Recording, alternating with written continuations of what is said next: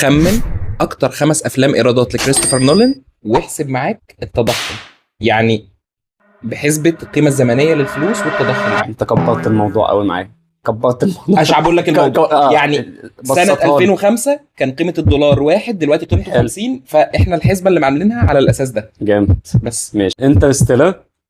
مظبوط، انترستيلر في المركز الخامس، 926 مليون دولار اجمالي الايرادات. في فيلم انت بتحبه قوي اي قوي، الشراب، حاجه ليها علاقه بالشراب كده. صح. صح.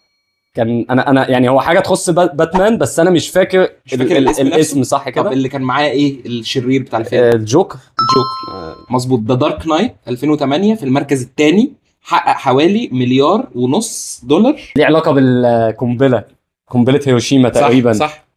ايه بقى اسمه ايه انت قول لي اسم الفيلم. هقوله لك، الرابع اوبنهايمر هو ده. في المركز الرابع، حقق حوالي 1.3 مليار دولار. هتحسبها لي ان انا جبتها دي. همشيها لك. همشي لي همشي لك ماشي. كده، فاضل لك المركز الاول والثالث. اول وثالث سيبهم لكم.